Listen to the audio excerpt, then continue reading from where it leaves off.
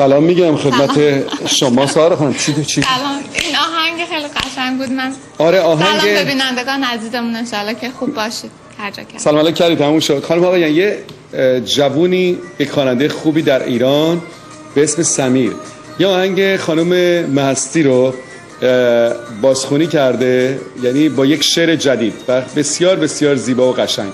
این خواننده است که میبینیم، Sailor of Love، سمیر با صدای خوب خودش ناخدای عشق خونده، خیلی هم باحال و چقدر قشنگه که یه خواننده جوون ایرانی میاد و یکی از آهنگای خانم مهستی رو میخونه. واقعا ولی شعرش رو البته عوض کردن، ولی آهنگ آره شعر عوض کرده ولی آهنگ همونه و خیلی هم قشنگه.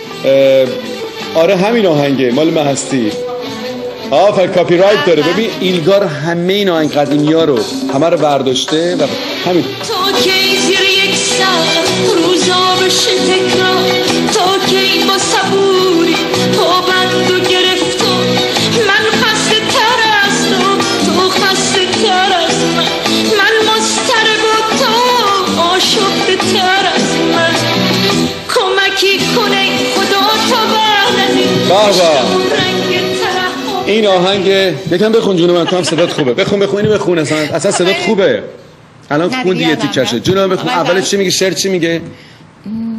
کمکی کنه خدا تا بعد از این عشقمون رنگ ترحم نگیره، توی دست بی پناه خستگی عشق ما زنده بمونه نمیره. باریکلا. نه نه نه نه نه نه نه نه نه نه نه.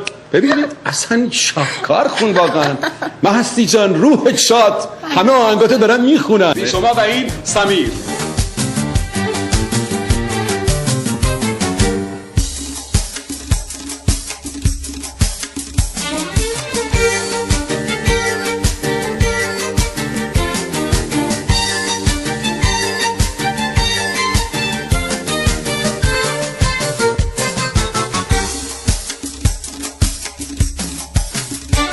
تو چشمای آهو نبض یاسمن ها، تو بال کبوتر حس پر زدن ها، موها رعد و دریا گل برگ عباقی، هر جای نشونه مونده از تو باقی، به شکوه عشقت ای خدا قسم، توی مونسم اگرچه بی کسم، تو هراس لحظه